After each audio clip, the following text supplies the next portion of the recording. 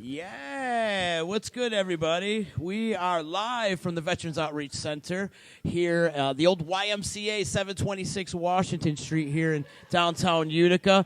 And we're joined by, would you be called the president or the executive director? Executive director of the Veterans Outreach Center, Mr. Vince Scalise. Or they all call him boss. Boss man. The boss. Well, first of all, thank you so much for joining us. Well, this was a thank really you cool for event having today. me. I mean, Absolutely. Thank you. You guys did an unbelievable job today. Thank you. Been great. Thank you. Say that again so they all hear you. I said unbelievable job, actually, is what it was. We like to toot our own horn around here sometimes. Anyways, what the Veterans Outreach Center, I think it's really cool what you guys do here because to me, and I've been saying it since we started this promotion, it's astonishing on how many vets are homeless, living out on the streets. And you're a former vet. You're a vet. Yes. Right? Yeah. You're a vet. And that's what made you start this whole organization and get involved. Yeah, it really, when I returned from my first tour of duty in Iraq, I was able to be stationed right here in Utica. I actually work out of the Utica Armory on the Parkway. And a lot of my friends were coming in, and they were having a lot of problems from when we were deployed. And there was nowhere in Utica or even in Oneida County to send them. You know, you had a small clinic in Rome, and then the closest VAs were Syracuse and Albany. Which, when you're having problems, especially then, back in 05, price of gas was almost $4 a gallon, and you're homeless. You can't drive out to Syracuse. That was a bridge too far. So I talked with some of my friends, and I'm like, I got to do something. And the idea came to me to start a not-for-profit that could specialize in helping veterans. And now it has grown over the last 11 years because we started in 2008 to what you see today. This is amazing. Thank you. We have 18 units of housing here on site for homeless veterans, plus we have another 12 units of housing over in Sixth Bend Park. So in Utica alone, we have 30 units. Wow. We have 19 down in Delaware County and Stanford covers the Catskill region. And we have a satellite office up in Watertown. Now, this facility here at the old YMCA, was this something that kind of fell into your lap coming into here, or was it something that you were seeking to move into here? Never even crossed my mind to come here. 'Cause I feel like it's a perfect fit. It was thanks to the city of Utica, believe it or not. When I was lobbying to get an agency started, the director of urban economic development at the time, Bobby Sullivan, was like, why don't you go talk to Mr. Gaetano? He owns the old YMCA. It's been vacant for years. So I went to talk to Mr. Gaetano, and he's a veteran himself. He served both in World War II and Korea because he had gotten called back for Korea. Wow. So, he served in two wars. So when I told him what I was doing, he basically threw the keys at me. He goes, do what you got to do. Let me know when you figure it out, and we'll go from there. So he just let us move her in. Now, you have to remember, though, the building was vacant for a long time. Yeah. The roofs were in total disrepair. Oh, I can imagine. We came in the first day. It was in April. It was a rainy day. There was needed an umbrella to walk through the building. There's so much water coming through the ceilings and stuff. You can still see remnants of the old water damage that we haven't gotten to yet. Oh, yeah. Yeah. But with dedication and volunteers and the help from the community, we were able to get what you see today. Yeah, give me the long-term plan for this place, because I know you got a lot of things going on. There's construction. You want to get new areas going, the pool and stuff like that. Yep. What's some of your long-term goals around here? The long-term goal is to have the entire building refurbished. Right now, we're at about 75% completion. We have the third and fourth floors completely done. First floor is almost completely done, but there's so much space that's going unused. There was a swimming pool here. Yeah. We're working on getting it going again.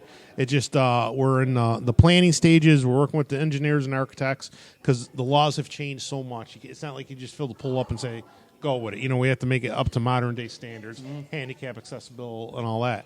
The gymnasium is open and it is used, but we're making massive improvements this year to it to include all brand new windows and a brand new floor. And last year we put in a brand new HVAC system. So it's this an all-seasons gym now. You could use it during the summer or winter now. Do you have any plans to use the gym for anything specific? Or well, what we have been using it for, we run it out as a source of revenue to help us keep operations going. The major uses have been indoor soccer during the winter because the soccer leagues rent the space to keep practicing, and basketball. The Vet Center even sponsored a team in the CYO League this year. We came in second. We're very proud of our kids. Nice. They did well. So we plan on letting the public use it. I mean, We want to give space back to the public because we wouldn't have the space if it wasn't for the public supporting us. I met the gentleman that does your boxing program. I forget his name. I just met him. Coach Wilson. Coach Yep. Wilson, yes. He's been here since the 70s. Yeah, He yep. came with the place. He basically did. He was here when I opened the doors. When people found out that I was coming in here, he was one of the first people to come and talk to me. He's a veteran himself. Was a professional boxer. Was severely wounded in Vietnam. Lost an eye. A lot of shrapnel to the back, and he still, even after he got discharged from the Marine Corps, he fought for 5 more years before they figured out that he couldn't pass the physical because he only had one eye. Because legally he's considered blind because of the damage to his face. So they wouldn't let him professionally box anymore. But he had quite a go. He has a winning record professionally. He was a contender. So but now he spends all his time coaching kids. Can you describe to some of our viewers exactly what the Veterans Outreach Center does, the kind of services you provide for the vets? Well, for the veterans, we do basically anything we can. So number one priority is housing, obviously, because if somebody's homeless, we want to get them off the street and house them.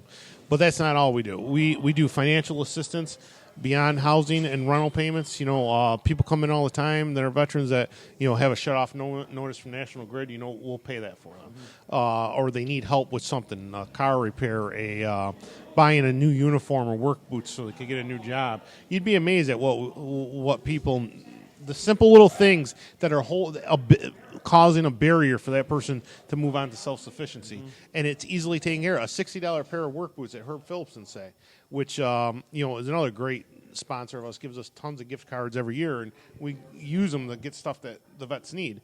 And they get them a job as a security guard or something.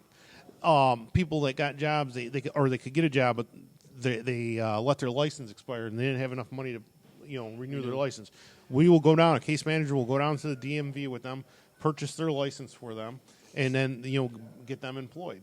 We have a donation room and a food pantry.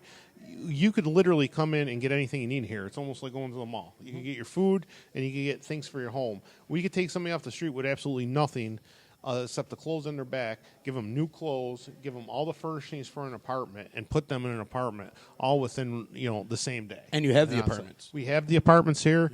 We have apartments off-site. We have apartments on-site. Plus, we have, like I said, a fully functional donation room that has everything from pots and pans to sofas and beds. I think one of the most eye-opening things about today, besides the generosity of the people donating, is when we're doing the tours and people actually get to see the facility and see what you do here and how you're helping people. Like Jeff took us on a tour, and he told us his story, too, which I think was a great, amazing story. But he was showing us the pantry and the furniture, and he was saying, people have a house fire, and they're able to come in and refurnish their house with the stuff that is donated. And it's been weird, not to jinx anybody, but I think the case manager, the program manager was telling me just Friday that they had 3 fire victims in the past 2 weeks. Oh, wow. Come in that were all veterans. And they lost everything, and we put one of them had nowhere to stay. We actually put him upstairs temporarily till he got a new place, but then we furnished it for him. So yeah, you could come in anytime, and we also do. We help the community as a whole because the community helps us. Like we can't help the veterans unless the community gave us what they did. So we have other programs here that are not veteran specific. The Utica Food Pantry is located here as well. And that food pantry is open 3 days a week, and that's for anybody, not just veterans. You just look across at the thrift store. That's run by the Parkway Senior Center. So it gives good. Not only gives the Parkway Senior Center a little source of revenue, but we split the proceeds, and it also it's a good occupational therapy program for some of the older veterans that work there. So there's a lot that goes on here, the sports programs, etc. But and we do help people. We get calls from other agencies. We have been so. Lucky that people want to donate to us and want to give us things that we have enough that we could share the wealth. So municipal housing calls us all the time. They'll get a homeless family. They might not be veterans, but they always call me. Do you got a few extra pans or pots and stuff? I'm like, absolutely. And we'll take it. We don't want people to go without. Your job's got to be very humbling on a daily basis, huh? It is, and I think I was just telling my wife the other day that Friday night the center won Mother Lavender Award from the Cornhill Community for Change, and I didn't feel worthy enough to go up there and accept it, especially after they told me the story. Mother Lavender was she was born into slavery. She was sold off on the auction block at 7 years old, separated from her mother, and then she wasn't freed till the Union Army freed her plantation.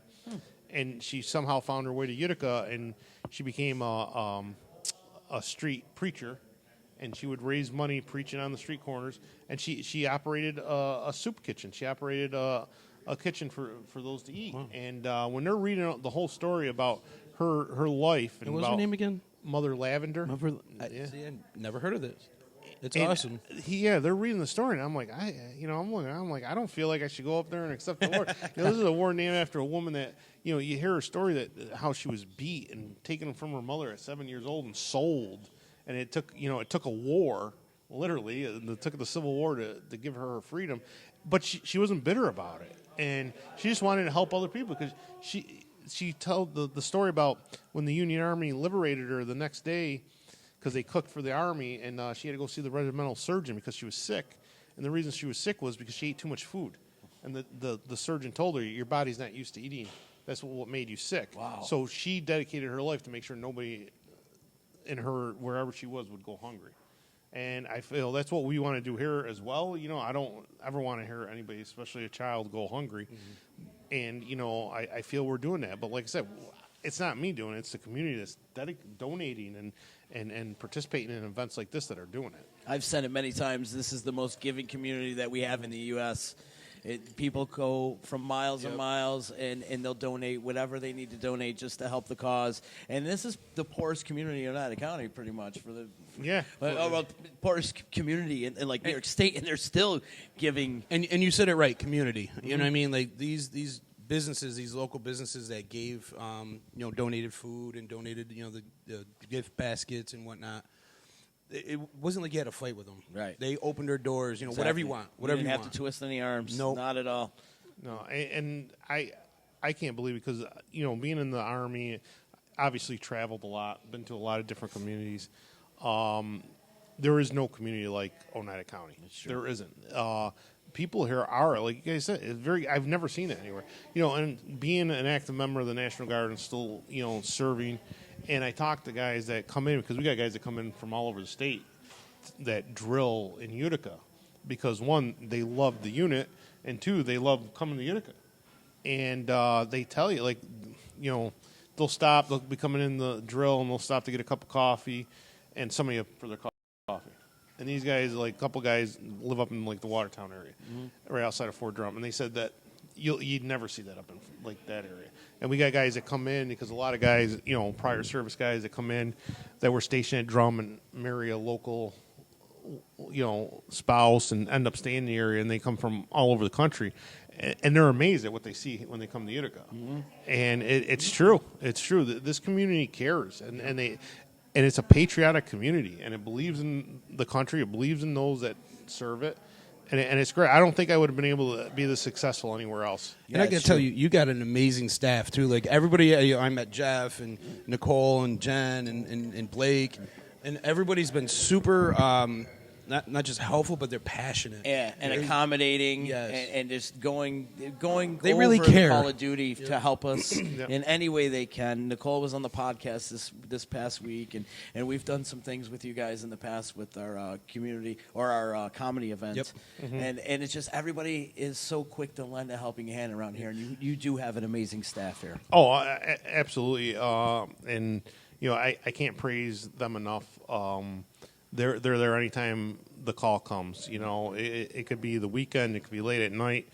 We get a call that somebody's homeless or somebody's in need, and they pick up their phone and they jump to the call and do what they can. You can tell this isn't a job for them. This is their life. They really love it. They have a passion. And Nicole had mentioned that the other day on EC Radio on how much this is not a job for her. She absolutely loves it. Very it's not a inspiring, work. yeah. It's not a work for her. She's out there doing her thing, and she absolutely loves it. So.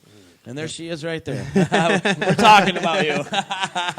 And also I want to give big props up to First Source Federal Credit Union. First Source Federal Credit Union. Talking about people stepping up to the plate. Yes. They were the first people to say we're in. Yep, and the volunteers were here Yep. all day helping out and moving stuff and helping dish out food and snow cones and cotton candy Yeah. and everything.